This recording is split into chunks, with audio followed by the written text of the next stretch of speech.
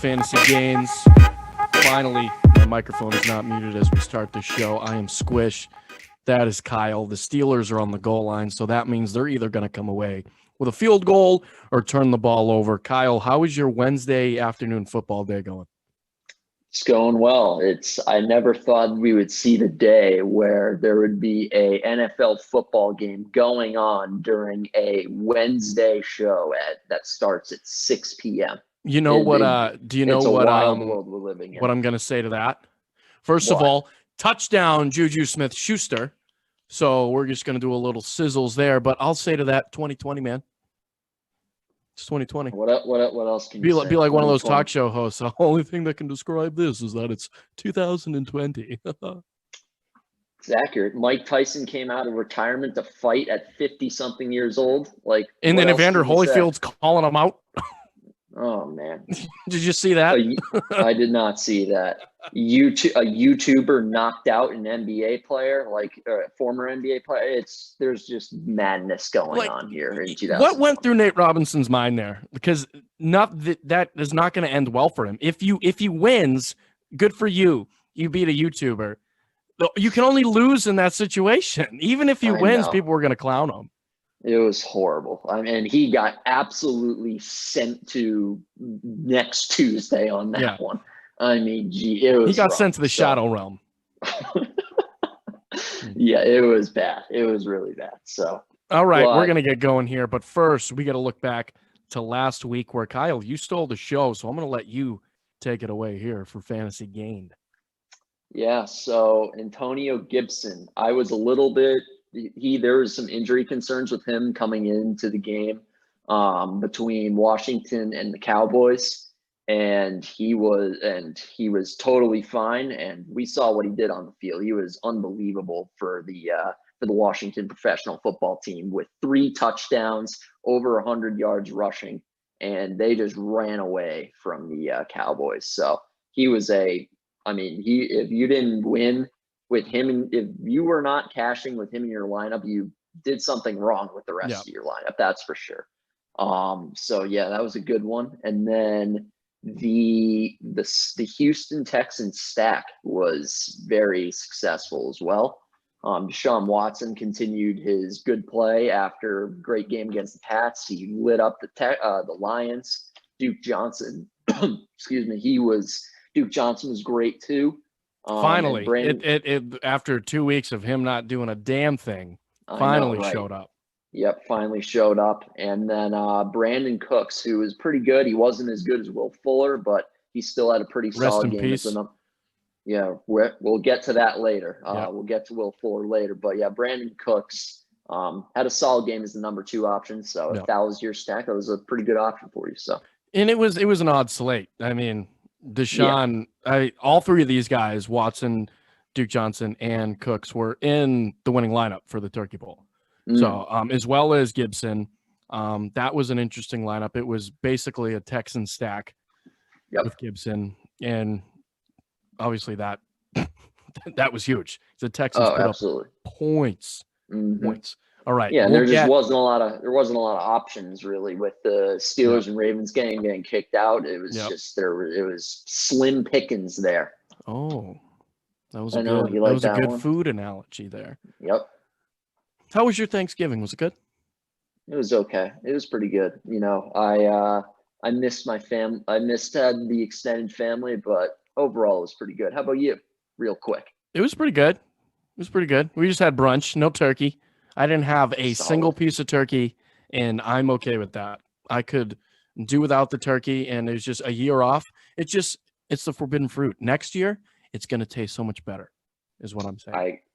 Not a bad way to look at it. Not a bad way at all. All right, into week 13. Kyle, I'm going to let you start. Okay. Because you've been on a roll. So let's hear your must start of week 13. So I usually am pretty safe with my picks here on the must starts, but I've gotten some criticism in the past for that. But I wouldn't know what you're talking about, but keep going. Yeah. So, but this week I would not say this. This is kind of going out on a limb a little bit, and I'm going with Baker Mayfield at Baker Mayfield. Let's go. at 1.5x, and he's facing the Titans. And the thing that really has brought down his value this year, as we've actually talked about multiple times on the show, is the fact that Cleveland had played 3 terrible weather games the last 3 weeks. And in each of those games, he scored under 10 fantasy points, and they were just strictly relying on the running game. But now he had a nice game against the Jaguars. Obviously not bad weather in Jacksonville. Yep. And he bounced back pretty well there. And then once you take out those 3 bad weather games he had, he's averaging 16.34 fantasy points per game, which is not anything great. But when you add in his 1.5x multiplier, it goes up 24.5, which is pretty solid. And I think this week he faces off against the Titans in Tennessee. And I've done my due diligence here. I've checked the weather in Tennessee. It's supposed to be 50 degrees and no precipitation. So we're good to go there. 0 precipitation. Weatherman Kyle in Tennessee. Because I got bit in the ass a little bit in the past week when I said, oh yeah, there couldn't be a 3rd straight bad weather game in Cleveland when I picked Carson Wentz. And look what happens. There was another bad weather game. So I had to check the weather this time. And we should be doing that every time anyway. We just don't. We really should, because it has a big impact on these games. And you just, I mean, it's smart. It's a good thing to look at. But the Titans also, I mean, they've had a really good season so far, but they've given up the 5th most fantasy points to opposing quarterbacks. So you can throw on this team. And we saw Baker Mayfield got his chemistry going again with Jarvis Landry. Yep. He can throw to Kareem Hunt out of the backfield. Austin Hooper got into the action a little bit. So I think this is going to be a game where Mayfield is going to be able to throw the ball around a little bit. And the Titans also you're going to have to keep up Titans, because the Titans can put up points, as we saw last week against. And they can do it quick. I mean, A.J. Brown, it seems like his stat line every week is 5 catches for 150 yards and a touchdown. He always breaks one for over 50, it seems like, every week. Yeah, they're a really hard offense to stop. So I think the Browns don't have a great defense either. So I think Mayfield's going to have to throw the ball a lot in this game, and that's going to give him some yards, which will result in fantasy points. So yeah, that's who I'm going with for my full slate must start. All right. I like it. A little Waken Baker Mayfield. I'm going to go with Allen Robinson at 1.4x. And it's weird. I never thought I'd be picking a Bears player, let alone a Bears receiver that has to catch balls from Mitch Trubisky. But Allen Robinson has an extremely high floor. Even I would say at 1x, he has a high floor. But at 1.4, it makes it a little bit juicier. Over his last 3, he's averaging over 10 targets, 3 touchdowns in his last 4 games. I believe he had 2 last week. And Trubisky likes to look for him, and why wouldn't he? I remember a few weeks ago that Allen Robinson's agent was a little upset he wasn't getting red zone targets, and then all of a sudden he was getting a lot of red zone looks. So a bright spot on the Bears, and he's hidden there in that awful team playing in that awful city. I'm just kidding. I love Chicago. But he's hidden there. If he was on a credible team with a serviceable quarterback, he would be in the top 5 wide receiver discussion every year. Imagine if he was on Houston with Deshaun Watson. That'd be something. Imagine if he was on New England. Yeah, imagine that would be nice. Imagine if New England actually had a credible receiver. That'd be really right? Great. Imagine drafting N'Keal Harry in the first round, Or but the DK Lions Metcalf. are allowing, or DK Metcalf. The Lions, they're allowing over 250 yards per game to wide receivers in the last 2 weeks, 3 touchdowns in that span. Running backs have hurt Detroit more consistently over the course of the season, but the last 2 weeks they've just been getting destroyed. Matt Patricia getting fired, as well as their GM. Finally, as a Lions fan, I was glad to see that. But maybe they have a bounce back. Maybe chemistry's changed, but I don't think so. I think the Bears are going to be able to put up points on this team. I expect it to be high scoring, you would think, but both of these teams are just so disgusting to watch at times. Allen Robinson, though, 3 games this season over 20 points, very high floor, 1.4 with a little extra juice. I like him this week. Another thing to consider there is the Bears played the Lions in week 1, and that was the only full game that I'm pretty sure, maybe it was 2, but Trubisky played that entire game, and he actually looked really good. Trubisky, I think, played 2.5 games at the beginning of the season, or 3, something like that. Yeah, and he led the Bears to a comeback win against the Lions, and he put up really good numbers in that game. So I think if there's a game where he's gonna, actually look like a decent NFL quarterback, it would be against the Lions, and Allen Robinson will be a beneficiary of that. How about that? I nailed it. I nailed there you the pronunciation this time. There you go. All right, Kyle, who are we fading this week in week 13? So Deshaun Watson has had 2 really good games in a row. As I was talking about before, when we were talking about the stack that I had on Thanksgiving, 2 games over 30 points against the Patriots and then the Lions, but it's not looking good this week, in my opinion, for him. He just lost Will Fuller to a suspension for PEDs for 6 games, which can we talk about that just real quick? He knew. It's not a coincidence his first full season of being fully healthy in a contract year, he unknowingly took it. I just want to call that out. Yeah, come on. Yeah, I'm totally with you on that. I mean, it's with the amount of injuries he's had, I would not be surprised. Yeah, that's an easy one to see coming. But he's caught 8 touchdowns out of Deshaun Watson's 24. So, I mean, that's a third of Watson's touchdown passes that have gone to him this year. So, I mean, that's going to be a big loss. He leads the team in receiving.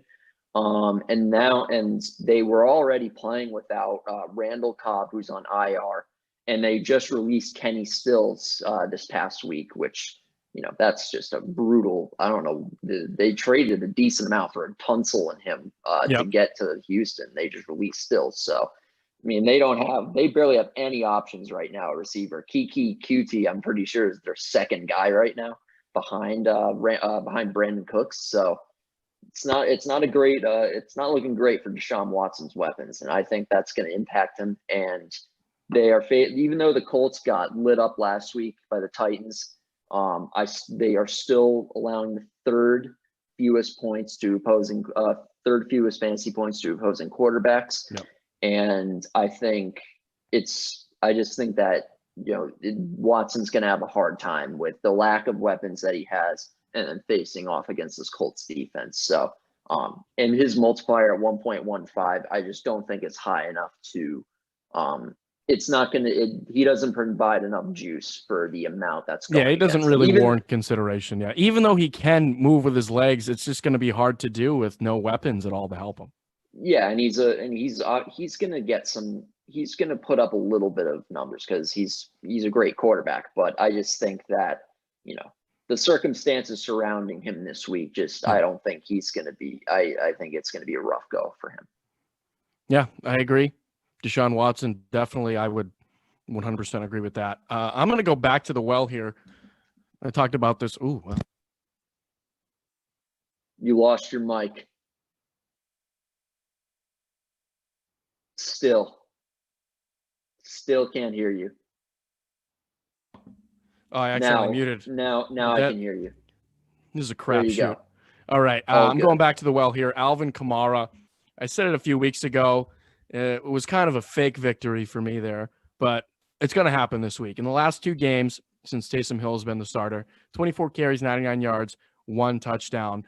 Latavius Murray, not saying he's going to surpass him as a lead back. That would be absolutely crazy, but has out-touched him and outperformed him. 31 carries, 173 yards, and 3 touchdowns. 3 touchdowns, 3 catches for 38 yards in that span too. A lot of that had to do with a big game last week for him. But if you cut those numbers in half, he is still surpassing Kamara in all of those categories. Defenses are keying on Kamara too, with Taysom Hill's limitations at quarterback. I love Taysom Hill as much as everybody. I said it. I think he is the croissant of football, meaning he's so versatile. He's a morning pastry. He's an afternoon pastry. You can put him on a sandwich, a dessert pastry. He is the croissant of football, but he has limitations. He's not exactly lighting it up with his arm. Michael Thomas takes a hit there. All of the pass catchers take a hit. And I think it showed that defenses are keying on Kamara. He's not the Kamara we saw early on in the year. And I think Latavius Murray provides value at 1.75x, but Kamara at 1x with the way that offense is running. Yeah, he could get a lot of touches, but it's obvious where the ball's going. Mm-hmm. Yeah, and I think another thing to consider there is we've been attacking the Falcons defense, and they've actually been playing. They've actually been okay these last few games. They allowed only 6 points to the Raiders. They only allowed 24 to the Saints. That's actually kind of good for them. Yep. And and Kamara wasn't even that good in that game against in the game 2 weeks ago. So I think at 1x, it's just, I think he would have to be he would have to be in the 1.5, 1.1512 range for me to consider him. But it's just a different offense with Taysom Hill in there. So his role has just changed. So I think, like you said, only 6 points to the Raiders last week. And I'm not going to bring up the article you wrote about starting all those Raiders last week. I'm not going to do it. That was rough. I didn't do it. Rough. I didn't bring it up, but I remember you highlighted about 3 Raiders, and oh boy, I'm not bringing it up though. Oof. I'm a gentleman. That was tough.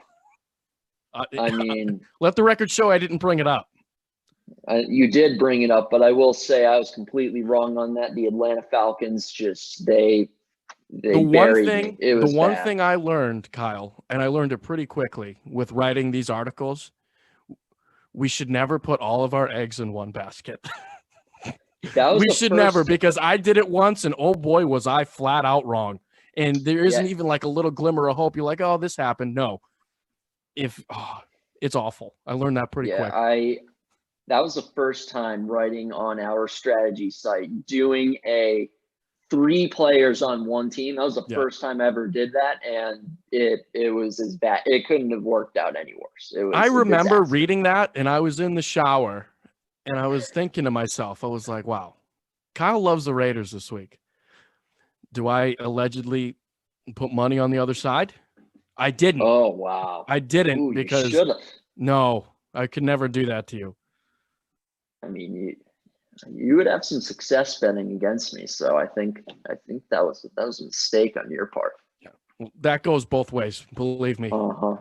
I'm pretty cold right now. All right, long shot of the week, Kyle. You have an interesting one, and he's got a bit of a long neck, and he's a little bit long in the tooth too.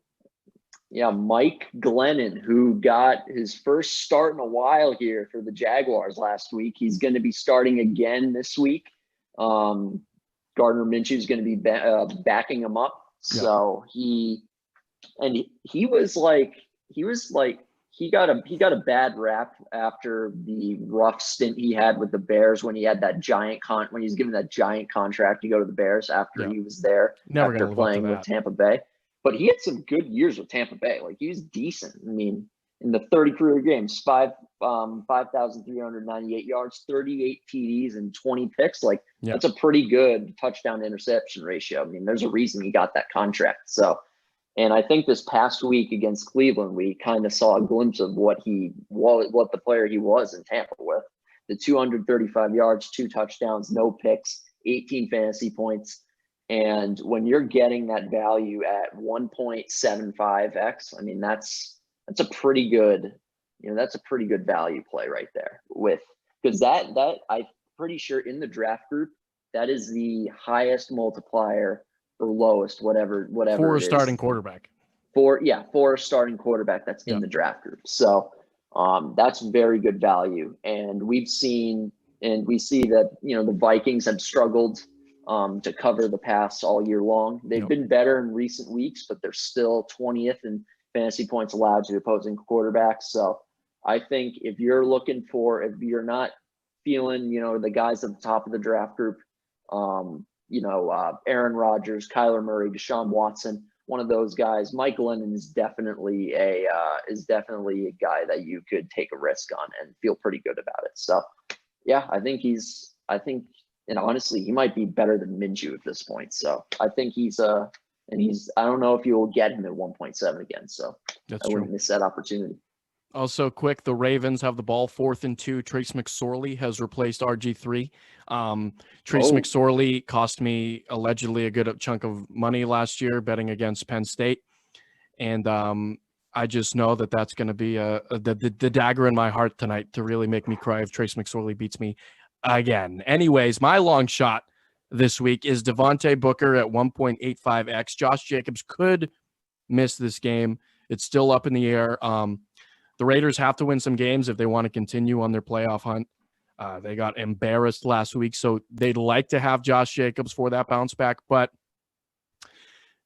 they might have to go to Devontae Booker, and Devontae Booker isn't awful. He isn't great. He's steady. He's got 8 career games with 15-plus touches. In those games, he's averaged 86 total yards, 7 total touchdowns in those games. I believe his yards per carry in those games is only about like 3.6, not great.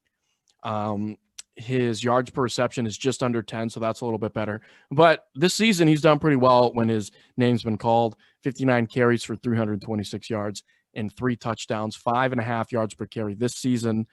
Mm-hmm. They're going to want to bounce back. I don't know if they're going to want to go to the run all that much, but this is a guy that could break the slate because when he scores in bunches. Mm-hmm. And he also had a game against the Chiefs where Jacobs was just ineffective, and they actually went to him as the he had main 2 guy. touchdowns, 16 carries in that game. He did pretty well. Mm-hmm. It's looking like it could be him on Sunday and against the Jets team, who they haven't been beat by the run. They haven't really been beat by the run this year, but I don't care. That value against the Jets, you shouldn't care. You should not care. Yeah. There's no circumstance in which the running game is going to be out of the game script for the Raiders. Like, imagine the Jets are going to run away from them? No. Imagine this if you're the Raiders. You score 6 points the week before. You really need a bounce-back game, and you get the Jets. Oh, boy. It's perfect. And it's juicy. And the Jets they are full-on tanking for Trevor Lawrence. So, I mean, if you lose to them, the Patriots almost did. As a Patriots fan, that was extremely shameful that they almost lost that game to Joe Flacco, no less. And so Booker, I think Booker's he should, even if Jacobs does play in a limited role, Booker should be a nice option for you, 1.85. So I like it. All right, we got a few minutes left. We'll get to our stacks. Kyle, you've been the stack man. I'm pretty sure I'll look back. I think you've hit on your last 3. So who we got going into this weekend for your stacks? And I'm not usually a big stack guy, really. I don't really do that personally in the SD Gold Club contest, but I'm going in the Titans-Browns game that was discussed earlier. Baker Mayfield, already discussed why I think he's going to be good. I think Ryan Tannehill would also be a decent play at this spot at 1.3. And as you said, A.J. Brown has been great recently. I think his value at 1.3 he's undervalued at that spot. I think the Browns have had trouble covering pass, so I think he's going to be good. And Jarvis Landry, finally, he's had a bunch of bad games in a row, again, due to the weather. I'm blaming the weather again for this. And against Jacksonville, he was fantastic in that game. So I think at 1.4, Landry is going to be he's going to be a really good option. And so I think those guys, and then you could also throw in, obviously, Nick Chubb in there as well, 1.2. Derrick Henry, who coming off an amazing game against the Colts. So I think it's Derrick Henry's season too. It's the last quarter of the season, so it's Derrick Henry time. Yeah, so I think there's a lot of options for that game, but I think the guys I like the best ultimately are Mayfield, Brown, and Landry. I agree. I like it. I'm going to go with the Vikings and Jaguars game. Right now I have Cousins, Jefferson, and Robinson. Adam Thielen just came off the COVID-19 reserve list. I don't hate him there as well. Justin Jefferson is such a great story as a rookie, what he's doing replacing Stephon Diggs. Kirk Cousins, you like that. I like that. He's playing pretty well, and this Jaguars defense is ripe for the pick. And James Robinson. He was one of the surprises of this season. He just continues to, and at one point I was like, oh no, he's touchdown dependent. But no, touchdowns are James Robinson dependent because all he does is score touchdowns. It's ridiculous. It's maddening actually how much he's scoring touchdowns, and he's not out of the game script if they're down because he's involved in the passing game so much.